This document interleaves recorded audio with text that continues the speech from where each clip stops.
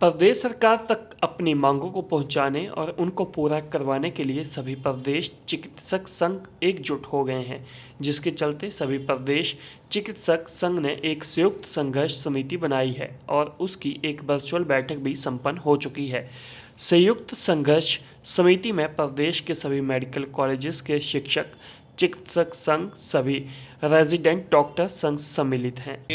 जो नए वेतन आयोग की जो सिफारिशें हैं हिमाचल प्रदेश की, उसके अंदर जो है वो चिकित्सकों के जो हितों पे जो है वो कुठाराघात किया गया है और उसमें चिकित्सकों के साथ जो है वो दोयम दर्जे का व्यवहार किया गया है और इसके विरोध में प्रदेश के सभी चिकित्सक, चाहे वो मेडिकल कॉलेज के हमारे फैकल्टी मेंबर्स हैं, टीचर एसोसिएशन हैं, रेजिडेंट डॉक्टर एसोसिएशन हैं, इसके अलावा हमारे हिमाचल प्रदेश डेंटल मेडिकल अफसर एसोसिएशन है, इसके अलावा हिमाचल प्रदेश वेटनरी मेडिकल अफसर एसोसिएशन है।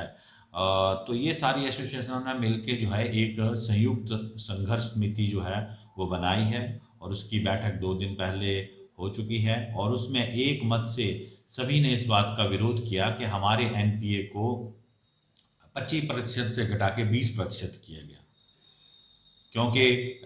हिमाचल प्रदेश के माननीय मुख्यमंत्री श्री जयराम ठाकुर जी ने तब हमें कहा था और आपने भी अखबारों में पढ़ा होगा कि उन्होंने कहा था कि ज़रूरी नहीं है कि हम भी पंजाब की तर्ज पर 20% करेंगे। तो उन्होंने पंजाब की तर्ज पर इसको 20% किया, 20% एनपीए करा, लेकिन आगे जो उसकी अधिकतम बेसिक प्लस एनपीए की जो सीमा थी उसको भी 20,000 रुपये कम कर दिया पंजाब से भी। तो इसमें सभी का यही एक निर्णय था कि अगर आपने पंजाब के पे कमीशन की जो सिफारिशें अगर उनको लागू करना है तो उनको भी उसी ढंग से लागू करिए, आप पूरे तरीके से लागू करिए, ताकि उसमें भी तो कोई वो नहीं होना चाहिए भेदभाव, तो उसमें भी भेदभाव किया जा रहा है। और दूसरा, हमारे को वैसे ही आपने देखा कि डॉक्टर्स की प्रमोशन जो है वो बहुत कम होती है और वैसे भी अगर जो हमारी प्रमोशनल पोस्ट है वो कई सालों से खाली पड़ी हैं, बीएमओ की पोस्टें हमारी पेरिफेरी में वो खाली पड़ी हैं, तो इसके लिए हमें जो था वो 4/9/14 का एक टाइम स्केल जो है वो दिया जाता था और उससे चलो कम से कम डॉक्टर्स में एक ये तसल्ली रहती थी, चलो भाई प्रमोशन नहीं मिल रही तो कम से कम टाइम स्केल मिल रहा है, स्टेप अप मिल रहा है।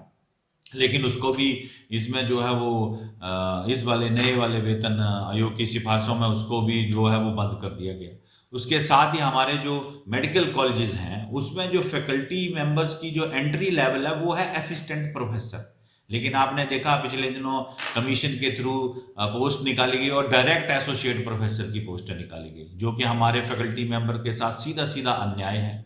जब सीधा ही कोई एसोसिएट प्रोफेसर बन जाएगा तो जो बेचारा असिस्टेंट प्रोफेसर इतने सालों से इस प्रदेश के मेडिकल कॉलेजों में अपनी सेवाएं दे रहा है, सेवा कर रहा है यहाँ की, तो वो कहाँ, उसकी तरक्की कब होगी।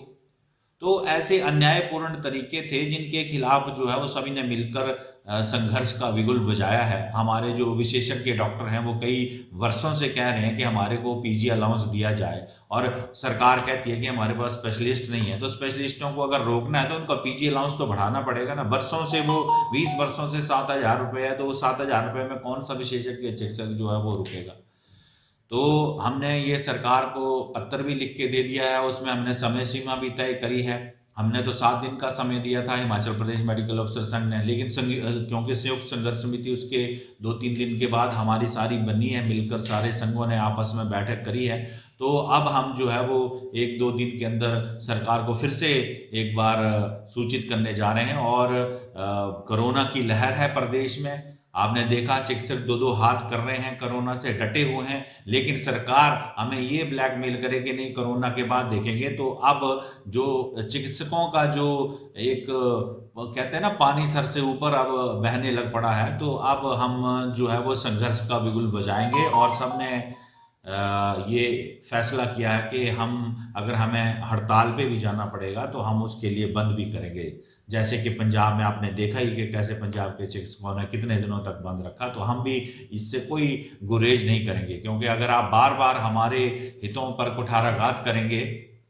तो कौन सहेगा। और अगर इसी दोयम दर्जे वाले व्यवहार की आपको लग रहा है कि मैं अपनी तरफ से बात कर रहा हूं, तो मैं ऐसी कोई बात नहीं कर रहा। जैसे अभी आपने देखा 2 साल के कॉन्ट्रैक्ट के एम्प्लॉइयों को रेगुलर करने की अधिसूचना सरकार ने जारी करी, सभी विभागों में जारी हो गई है। एक स्वास्थ्य विभाग है जहां के डॉक्टर, स्टाफ नर्सेज, हमारे पैरामेडिकल स्टाफ, हमारे एमपीडब्ल्यू जो है वो 2 साल पूरा कर चुके हैं, लेकिन कोई अधिसूचना जारी नहीं हुई है। वो नियुक्ति का, रेगुलर होने की नियुक्ति का वेट कर रहे हैं, जबकि बाकी विभागों के लोग नियुक्त, अपने मेडिकल भी हमने बनाया और हमारे से मेडिकल बना के वो बेचारे रेगुलर नियुक्त भी हो गए, लेकिन हमारे बंदे जो हैं वो राह देख रहे हैं कि कब ये ऐसी चीजें। तो ये ऐसी बड़ी सारी चीजें हैं जो धीरे धीरे अब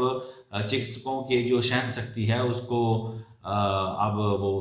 उस सीमा को तोड़ रही है और पानी सर के ऊपर से बह रहा है।